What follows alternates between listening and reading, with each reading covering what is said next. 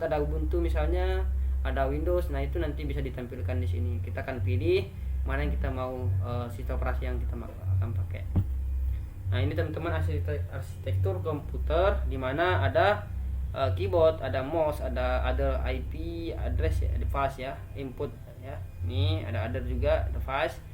Kemudian ada CPU. Nah teman-teman, di CPU control processing unit, ada RAM, random access memory, ada hard disk, ada CD-ROM ya. Ini ada memori teman-teman di sini.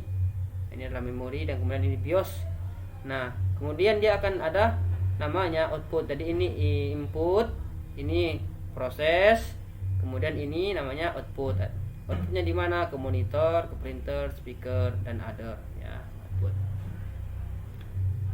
Nah ya semua teman-teman, di sini ya kita akan berbicara dengan apa itu binary system. Jadi kita tahu teman-teman, sistem binary komputer itu cara di mana informasi dapat direkam dan dikomunikasikan melalui protokol yang dikodekan. Nah di komputer teman-teman, dia paham angka 0 dan 1 ya, 0 dan 1 artinya dia hidup, maka 0 itu akan mati. Dilambangkan sebanyak yang diperlukan untuk menyampaikan informasi, jelas sebagai pengganti kode Morse namanya. Jadi sebuah catatan berurutan, sinyal mewakili string digit 0 dan 1. Maka ini yang akan menampilkan ke layar kita berjuta-juta piksel dari 0 ini teman-teman, dikonversi.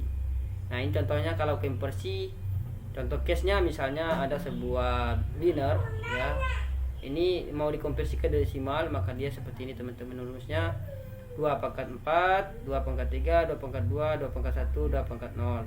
Maka jika dia itu 1 maka akan dieksekusi, jika dia 0 maka dia tidak akan dieksekusi, melainkan nilainya akan 0. Contohnya seperti ini teman-teman. Jadi 2/4 adalah 16, kemudian 2/3 adalah 8, 2/2 adalah 4, kemudian 2/1 adalah 0 karena dia nilainya 0.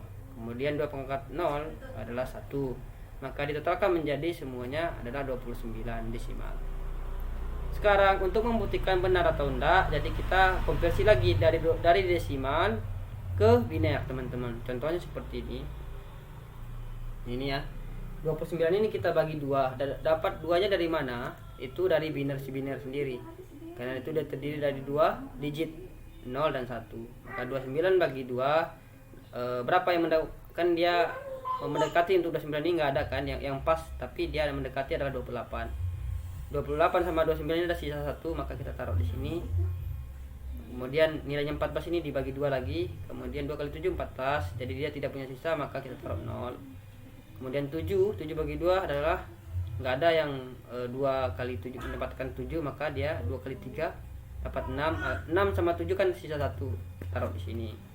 Carry ya, kita sebut dengan carry. Kemudian ada 3 bagi 2. Maka mendekati 3 adalah 2 kali 1, maka sisa 1. Kemudian 1 bagi 2 adalah 1, kemudian nilainya 1. Nah di sini cara bacanya teman-teman, dari bawah ke atas, berarti 1 1 1 0 1, maka sama dengan nilai 29, sama dengan 1 1 1 0 1.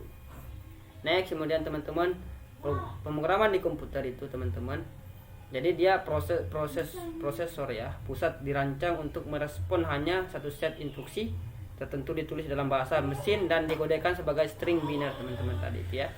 Kemudian sebuah instruksi terdiri dari kode operasi dan argumen atau parameter yang menyertainya, misal ekuivalen ya, sama dengan biner, instruksikan sebagai seperti ini teman-teman nilainya, dan dapat ditambahkan yang ditunjukkan oleh angka 298. Nah dari sini dari isi memori teman-teman yang diposisikan di alamat 670 dan memori yang ditempatkan di alamat 990 menempatkan jumlah dalam memori yang diposisikan. Ini komputer ya, basicnya teman-teman. Nah ini bahasa simbolis namanya atau assembly. Jadi di sini teman-teman, kata-kata dialihkan sebagai kode operasi dan merujuk untuk sistem operasi di istilah simbolis seperti yang menambahkannya. Jadi teman-teman, ini kayak kita assembly itu kayak rakitan ya, bahasa rakitan. For example, misalnya di sini ada move ya teman-teman, move B2,3AH ya, yang A besar teman-teman ya. Kemudian yang berartinya ini adalah memindahkan hexa ya, nilai hexa teman-teman, nilai hexa desimal 3A ke register prosesor B1.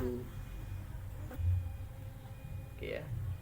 Oh ini B2 kayaknya, ini B2 teman-teman. Ya. Kemudian ini contohnya teman-teman bubble sort itu ya, untuk men-sorting. Ini contohnya kode di assembly teman-teman. Memang agak susah dipahami dan dia itu bahasa tingkat rendah. Nah, ada 3 teman-teman bahasa tingkat levelnya ya teman-teman. Merupakan bahasa tingkat tinggi yang dimana ini teman-teman dia punya ciri-ciri itu memudahkan kita untuk membuat sebuah program, karena itu langsung berkaitan dengan kehidupan kita sehari-hari. Nah, contohnya teman-teman seperti bahasa Java, C++ dan Net ya. Tapi kita akan fokus ke C++ gitu, sesuai dengan RPS-nya ya. Kita konsen di Java C++ gitu untuk penulisan kodenya. Nah, jadi teman-teman ini akan penyetaan ini program diterjemahkan kepada sebuah bahasa mesin dengan menggunakan compiler. Nah, C++ ini teman-teman dia bahasa compiler. Kita akan insyaallah main di sana. Nah, tingkat menengah teman-teman ada namanya Fortran ya. Fortran ya. Fortran ini masih dipakai juga sampai saat ini teman-teman. Cuman dia agak sulit-sulit juga ya, lumayan sulit karena contoh pembuatan STO yang berarti store teman-teman, penyimpanan. Move artinya mau pindah gitu. Ini agak susah teman-teman.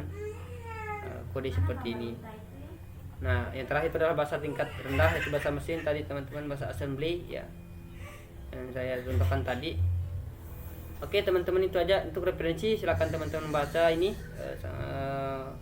bukunya Introduction to C Programming and Graphic tahun 2007. Kemudian juga jurnalnya Ibu Sinta. Kemudian juga ini pembuat C++ ya teman-teman, namanya itu Bjarne Stroustrup gitu.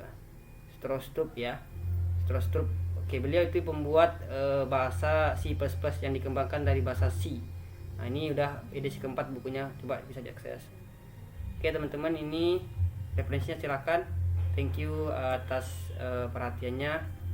Mohon maaf atas segala kekurangan. Saya akhiri. Wassalamualaikum warahmatullahi wabarakatuh.